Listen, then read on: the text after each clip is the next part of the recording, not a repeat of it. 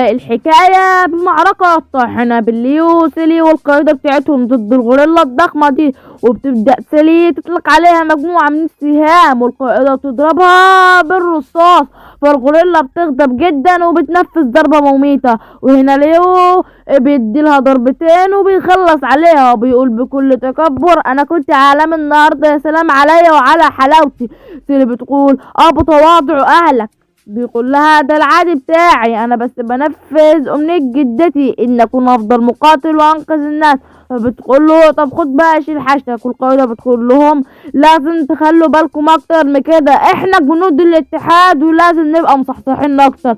بيروحوا لمدينتهم وهم على باب المدينة بيلاقوا الحراس بيمنعوا اي حد يدخل بسبب وجود جواسيس للامبراطور في المنطقة، ومانعين اي حد يدخل، حتى القائدة وليو ما بيبقوش عاوزين يدخلوهم غير لما يعرفوهم عن نفسهم انهم محاربين تبع الاتحاد. وفي اثناء ده ليو بيسمع واحدة بتكلم الحراس وبتقول لهم انها عاوزة تدخل عشان تجيب العلاج بنتها التعبانة، وبيقول لها: انا هشتري ليكي وخلي معاك حقيبة الادوية دي، ولو احتجت اي حاجة منها خديها لحد ما اجي. وبياخد اسم الدواء منها، فبتقول له: اشكرك. ازاي؟ قال لها: ادعي لي دعوة حلوة من قلبك يا حاج. والقائدة بتقول: انت مش احسن مني، خد هات لها جرعة دواء زيادة معك.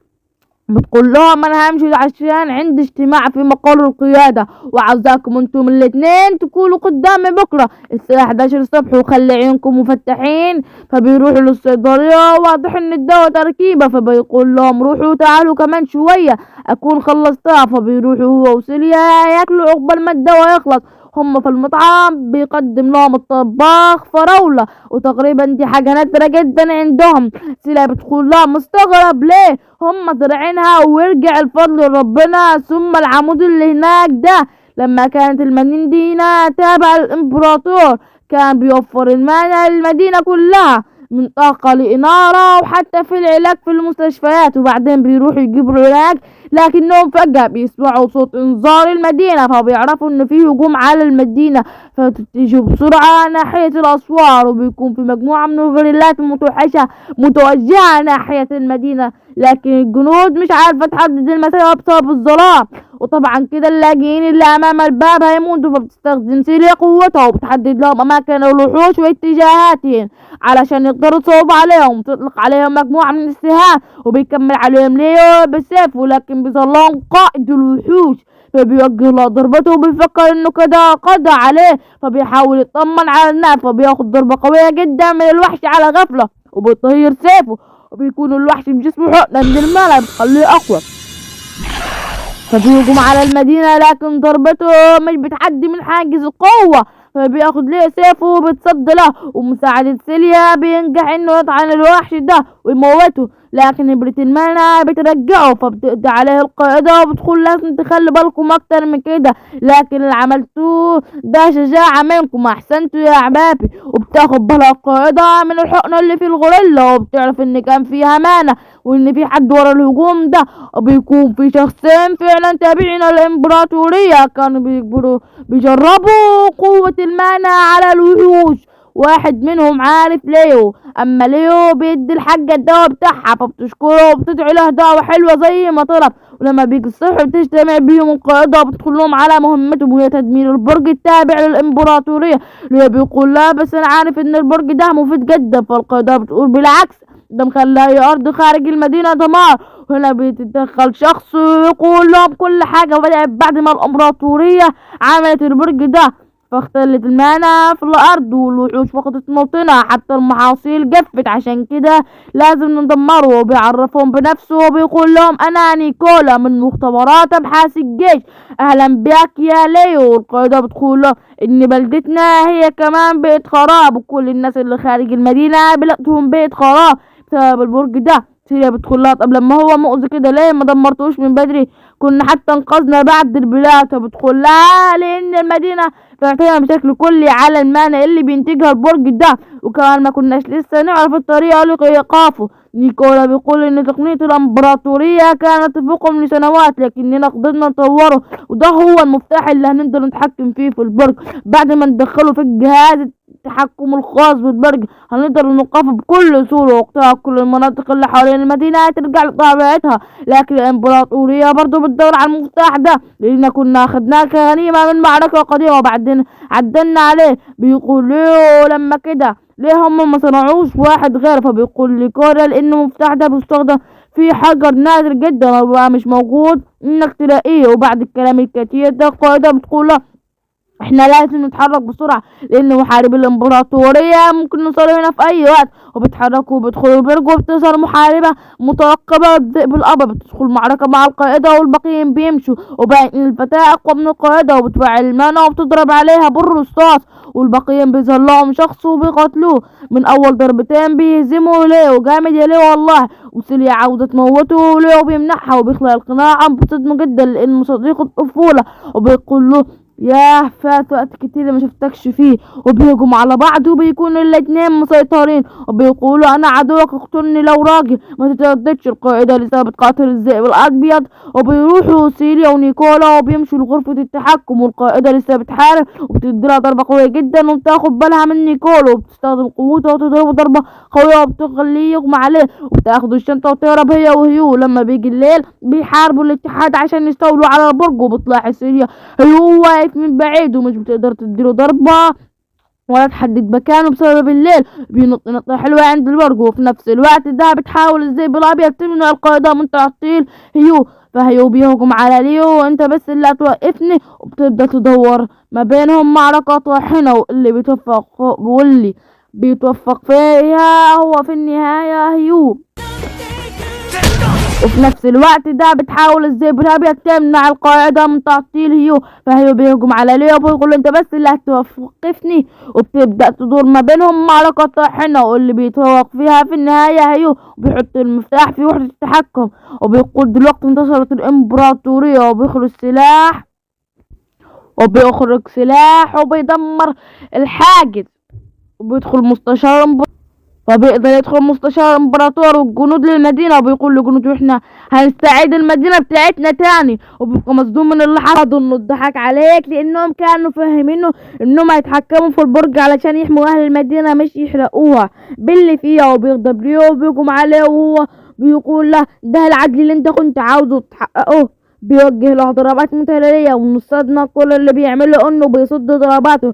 ليه بيقول له واضح انك كمان اتفاجأت بضرب المدفع واتضحك عليك، ما توريني نفسك مش كنت بتقاتل بقلبك الاول. وبيوصل المستشار له ومع الجنود بيطلب من ليو انه يستسلم بدون اي مقاومات. وليو بيقول له نفسي وروح النبيلة مش هتسمح لي بكده، وبيقول يا عيني على اللي هيحصل لك. وبتكون الذئب الابيض انضمت ليهم بعد ما القائدة انسحبت. وفي الناحية التانية بتطلب سيلا من القائدة انها ترجع تجيب ليه لانه لسه موجود في البرج، لكن القائدة بتقول لها احنا لازم ننسحب لان قوتهم كبيرة جدا مقارنة بينا. سيليا بتقول لها انا مش هسيب ليه، وبتروح ناحية البرج في القاعدة نفسها وبتقول لو حد لازم يروح فهي انا. وبيسمعها القائد لوشيا وبيقول لها انا هروح انقذهم وانت كملي انسحاب. في الناحية التانية بيكون ليه نجح انه يقضي على مجموعة من الجنود لكنه تعب جدا، فهيقول لها انت قتلت بكل بسالة لكنك مش هتقدر علينا كلنا وهسألك لاخر مرة هتستسلم ولا انت اطرش ولا ايه؟ بيقول له ما ردت عليك قبل كده. فهيو بيقول لا يبقى انا كده مش قدامي غير ان اخلص عليك، وبيرفع سيفه علشان يقتله، لكن بيظهر من العدم لوشان وبسرعة خارقة وخفة مذهلة بيصد ضربته وبيضرب مجموعة من الجنود وبياخد ليو وسيليا اللي بيقابلها بطريقة وبيهربوا برا المدينة. ولما بيصحى ليو هو يشكر ليشيان وسيليا على انقاذه وبيسأل عن سبب وجود المفاجئ في المدينة. فبيقول له انا جاي في مهمة وهي اغتيال مستشار الامبراطور والكاهن، كانت داني حتة قطع سريع كده هتساعدني في اغتياله لكن ما كانش قدامي طريقة غير اني استخدمها في انقاذك. اما القائدة من الصدمة بتقول له تحمل المسؤولية دي ازاي منك لله يا لوشيان. فبيقول لها ايه المشكلة مش في كده، ايه المشكلة اني ختمته وحاليا ان هو هيفكها وفعلا بيدمر الختم بقوته. بيقول يلا بينا بقى يا رجالة نخلص على الجنود الاتحاد كلهم، وبيطلع المدفع من البرج وبيوجهه لمقر الاتحاد اللي هو بيقول احنا لازم نوقفهم. فبتقول له احنا مش هنقدر عليهم، انت اصلا انقاذك كان معجزة ومش هنقدر نخاطر اكثر من كده. هي شكلها قالت عاوزة الاتحاد يتدمر كده، محدش يقدر يلومها على اللي حصل، عارفة ان شغل المناورة ده مش هيعمل حاجة. واللي هو بيقول لا احنا دلوقتي 4 وقوتنا ممكن نقدر نعمل معجزة تانية، واحنا مش نسمح باللي حصل في المدينة يتكرر تاني.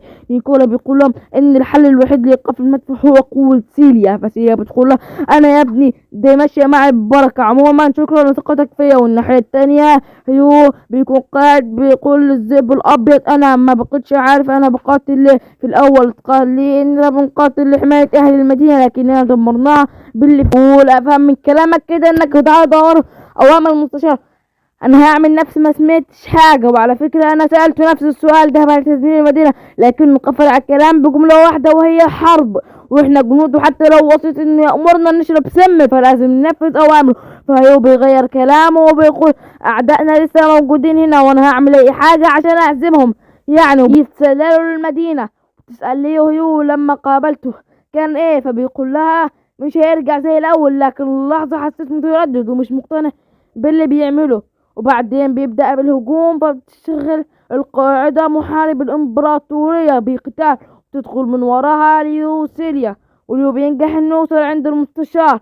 ليو بيقول له انت مفيش فايدة منك، فبيقول لهم انا همنعكم من اطلاق المدفع التاني. وبتدور بينهم معركة وبياخد بال المستشار انهم قصدهم يقتلوه، هم عاوزين يدمروا البرج. وفي الناحية التانية لوشيان وسوريا اتصل لهم الذئب الابيض، فلوشيان بيقول لها انها تروح للبرج وهم هيتصدوا. بتبدأ المعركة بينهم وبتكون جامدة صراحة، وبيكون هيخلص عليها. بتاخد بالها من سيليا انها عاوزة تدمر البرج وبتقول للمحارب وبتستخدم قوة كبيرة بيخلي سيليا تصوب ما تعرفش تصوب مش بيجي في البرج. وبتقوم الذئب الابيض عليها بضربة قاتلة لكن لوشيان بيتصدى لها بيقولها ركزي على هدفك، وبترمي سهم على البرج وبتنجح انها تصيبه. وبكده يكون تم تدمير البرج. ونروح لليو وبيكون فاكر ان الموضوع انتهى، لكن المستشار بيقول له لسه شوف الابداع، وبيعيد تكوين البرج بقوته. بيقول اتعلم من الكبير وبيهجم عليه ليو لكن بتصدى ليه هي. وبيقول المستشار لو استخدمت المدفع تاني هيقتل ناس كتير.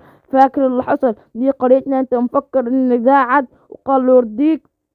قال له ايوه يرضيني. وقال له انت واطي صح. وبيدوله زقه كده وبيهجم على المستشار بيدمر الدرع بتاعه. بيقول واضح اني استهنت بيك. بيقول له انا مش ضعيف وبيمشي. وبيقول له هيو ايه العداله بوجهة نظرك؟ بيقول له الحرب وحمايه المقربين ليا وبس. وبيفرح ليه وبيبكي من الفرحه وما عرفش هو فرح ليه، هو فهم حاجه احنا ما فهمناش ولا ايه. وبيقول له ابقى قبلك المره الجايه. وبيمشي. هنا بيخلص الموسم الاول من انمي. لو عجبك قول لنا. وده الموسم الاول كامل ولسه ما نزل الموسم التاني، اول ما ينزل هنلخصه على طول. سلام.